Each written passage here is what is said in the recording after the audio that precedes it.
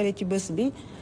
di ndokkale suñu force de l'ordre yi nga xam ne saa bu nekk dañuy ful suñu mbëggeel ak suñu yëg-yëg ci suñu réew. Monsieur le Président, def nga at ci boppu réew mi dama la bëgg a tegal une cartographie de la situation macro et de la situation micro. Un an jour pour jour ñu fal la li nga xam ne nag moom mooy les indicateurs de conjoncture économique daanaka voyant bi dafa rouge. li nga xam ne moom mooy suñu dette ñu ngi amee 18 500 milliards yu ñu war a fay muy 99,67% du PIB. Déficit public bi toll ci 12,8% du PIB. Sénégal gannaaw ba ngeen fësale rapport Cour des comptes bi ñu déprécier suñu note souveraine ñu jóge B ba dem ci B plus dem ci B négative avec des perspectives négatives. Secteur BTP bi nga xam ne moom moo war a ful économie bi nekk pourvoyeur d'emploi 600 000 Sénégalais di ci liggéey dafa nekk en crise. Production ciment bi sax dafa wàññeeku Sénégal nag ci secteur yu bëree bëri dañoo accumuler ay impayés yu bëree bëri même si démb wax nga jéego yi nga xam ne moom la si sa nguur def. Bu ñu demee ci secteur microéconomie bi defoon nga baisse des prix des denrées de première nécessité au mois de juin mais inflation bi ak spéculation bi dafa rattrapé waat ci nga xam ne ñoom ñooy les góorgóorlu sénégalais. Ren korité bi soble bi bari na yomb na pomme de terre bi bari na yomb na mais jàmbat bi mooy askan bi mënuñu cee jot ndax amuñu lu ñu fa demee. yow nga digoon ñu un Sénégal meilleur nga nañu le meilleur est à venir. Le meilleur est à venir boobu nan nga ñu fay yóbboo ndax kat sa référentiel de développement économique pare na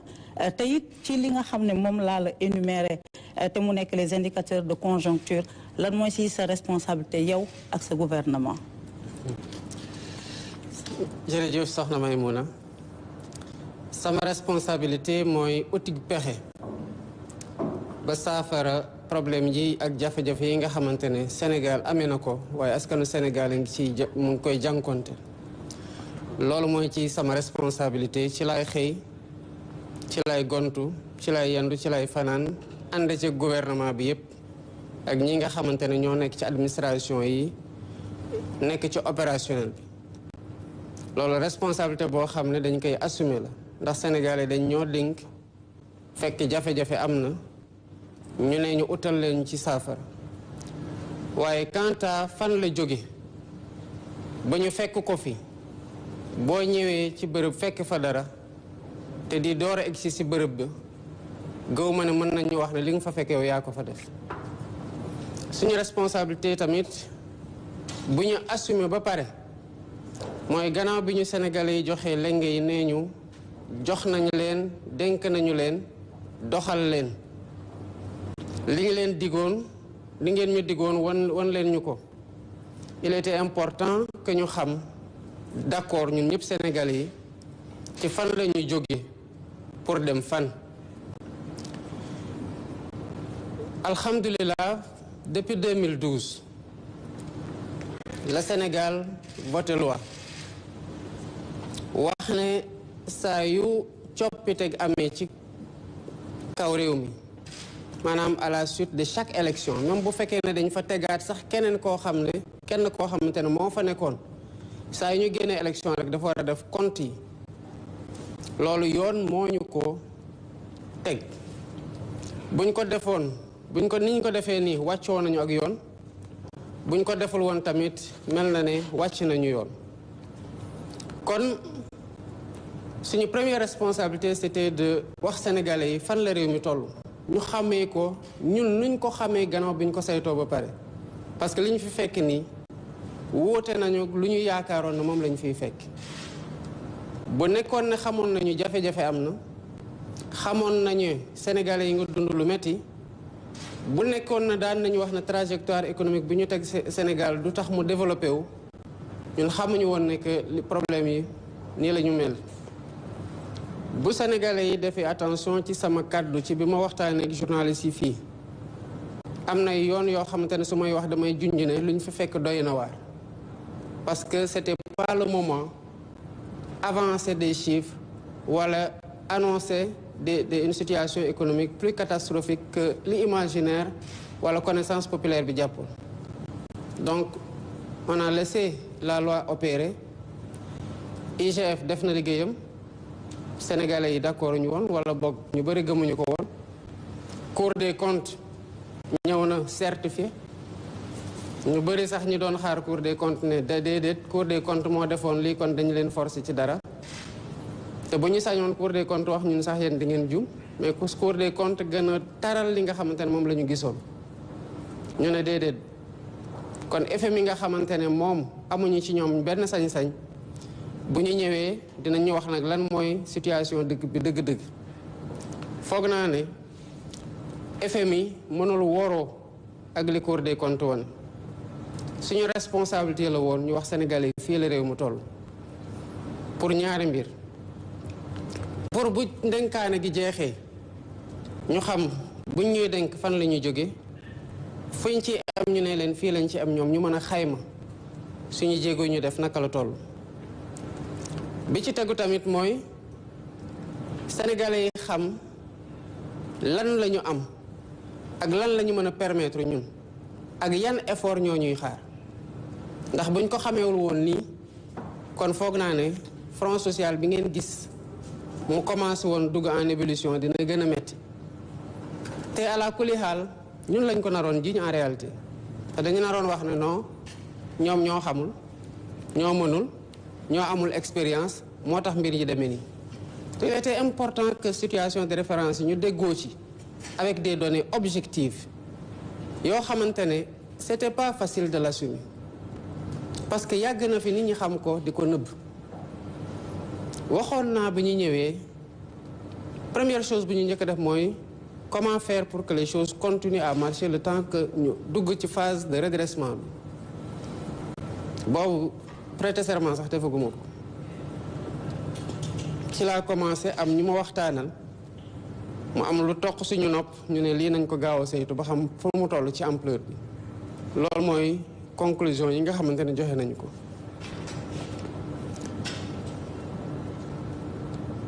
li gën a am solo mooy tey sénégalais yi bu doon jóg di nekk ci revendication tey war nga xam lan la réew mën ak lan la réew mën au moins sur ce plan là on va s'accorder. Maintenant ndox tuuru na bàq ci des bi ñu defee les premiers audits avec l'IGF on était jóge nañ 73% dem ci 83,8 ou 0,7%, donc 10 points yokkoo nañ ci woon. le déficit jóge woon na 4,9 dem déjà ba 11. ñu toog ñu ne mais comment faire parce que lii bu ñu ko wonee marché yi dinañ ñu sanctionner. cas bu ci gën a atypique mooy avant conclusion yi di génn ci Cour des comptes amoon nañu nekkoon nañu sur le marché financier am lu waroon dugg avec un taux de 8%. ñu ne dafa bari nañu waxtaan ba xool ndax mën na wàññeeku ñu nekk di waxtaan rapport Cour des comptes génn les mêmes ñi nangu woon lebal ñu à 8% ne mënatuñ ko dañuy yéeg ba 12%. kon que marché yi sanctionné ñu c'était quelque chose qui était attendu. La deuxième chose c'était dégradation de notre souveraineté au Sénégal xamoon nañu ko ñu assumer ko ne malgré tout même bu jëlee dañuy dégrader parce que loolu moo correspond ak situation de référence bi. La troisième chose c'était li FMI ñëwoon def récemment mooy misreporting. Misreporting mooy tey suñu bailleurs yu bëri am nañu droit ne ñu li ngeen ñu joxoon wan ñu ko ba ñu gëm ko ba lebal leen du woon dëgg kon léegi mën nañoo fayeeku ci saa si parce que conditions yi ñuy lebaloon changé na te fu mu nekk nii rien ne nous garantit que ñoom duñ ko def parce que boo dindee ma propre personne Bassirou Diomaye Faye dindi la personne de mon prédécesseur en définitive Sénégal moo leboon joxe ay données yu amul Sénégal googu moo fi nekk ba tey boo fa dindee les changements de régime mais vis-à-vis des Sénégalais déjà lu tax ñu adopté démarche boobu dama jàpp ne man faluñu ma pour ma nekk di wax Sénégalais gi lu waroog dëgg bu doon loolu rek la ñuy xaar ci man sax du ma présenté ba ñu may fal donc du moment que fal nañ ma jàpp na confiance lañ teg ci sama loxo dëgg laa leen amel beneen bi c'est par rapport aux partenaires ñun dañu bëgg ñun ñu jox ñu respect gi war ñun Sénégal ba sénégalais fu mu dem fu mu taxaw ñu jox ko cëram parce que réewam ak askanam ñu ngi doxale noo xamante ne respect rek lañ ko amel ci biti te bu ñu bëggee partenaires yooyu respecté ñu ñun on doit être respectable te on ne peut pas mënuñu nekk respectable dans la contre-vérité. Prenant en compte tous ces éléments-là yi ma décrire par rapport à askanu Sénégal par rapport ak lu ñuy xaar par rapport ak effort yu ñu war a def par rapport ak redressement yu ñu war a def évidemment nous avons choisi dañoo tànn wax sénégalais yi dëgg gi metti na mais jubanti day fekk déjà nga nangoo xool lu dëng nangoo ne dëng na nga door a jublu ci jubanti naka lañ koy jubanti d'abord wax nga ne soble bi manqué wul prix bi yokkuwul au contraire ak yeneen kazalika mais sant yàlla alhamdulilah bu fekkoon ne dañoo am jafe-jafe ba pare mu mel nu mu doon mel ci chaque période fête kon mu gën a metti kon d'abord bu doon ay poñ yi ñuy marqué mën nañoo jàpp ne kon ci fête bii de gouvernement bi marqué na ci poñ parce que dara manqué wul dara yokkuwul ñu koy sante yàlla bu baax bi ci tegu mooy bi ma defee sama discours dama noonu ay yeneen bees dinañ ci toppaat mooy bi ñu defee bees yi besewaat nañ wàññiwaat nañ ceeb bi bu ñu gisee ci diggante bu ñu ñëwee ak tey wàññi nañ ci lu mat 100 francs c'est pas rien parce que kenn ku dem jënd ji saaku ceeb bu juróom fukki kilo dañu la delloo junni joo xamante ne dañ ko doon lekk balaa ñuy ñëw ñu bare ngi wax waaw marché international ba et cetera mais non lu tax ñu wàññi woon bu ñuy door a ñëw malgré jafe-jafe yi te boobu kenn waxagul woon marché international je rappelle damay fàttali bi ma ñëwee dama woo le directeur du commerce intérieur ñu toog ak moom ne ko lan mooy situation bi parce que sénégalais yi sonn nañu te il faut que ñu jàppale leen wàññi dund gi mu ne ñu prix yi lii la 450 francs kilo ma ne ko lu tax lan moo ci mën a dañ mu ne ma TVA amu ci droit de douane amu ci kon lan lañ ci mën a wàññ mu ne ma dara mu ne amul TVA bu ñuy dindi pour mu wàññeeku amul droit de douane yu ñuy dindi pour mu wàññeeku ñu ne leen ak ala kuli xaal foog mu wàññeeku ci la ñuy njëkk a tëgg benn stratégie pour répondre ci naka la ñuy génnee sénégalais yi ci jafe-jafe yi ñu ne mais lan moo tax ceeb bi di cher nii ñu gis ne ñi koy dem jënd ji ñun amuñu benn maîtrise ci prix yi ñii ci coût transport bi ñu waxtaan ak opérateurs yépp ñi nga xamante ne dañuy importer ceeb ma ne ministre bi da ngay dem Inde yaag say équipe ñu xool naka la ñu mën a wàññee frais de transport yi tax prix bi ñu koy livrer ci prix boo xamante ne port kiy jaayaat mënul bañ a jaayee prix bi nga xamante ne moom lañ fi fekk buñ ko defee d'abord il y avait 500 000 tonnes de riz yoo xamante ne mënuñu ko woon jël bi may door a egsi ma laajte lan moo tax jëluñu ko ñu may wax ay non problème mu transport waa Inde dañ ñoo wax lii waa Inde dañ ñoo wax la lii loolu moo taxoon ñu dem ba Inde pour waxtaan directement ak ñi nga xamante ne ñoo taxoon mënuñu jot ci ceeb boobu et qui permettait déjà ñu wàññi non seulement waxtaan nañu ak ñoom supprimer nañu ñaari intermédiaire pour wàññi coût yi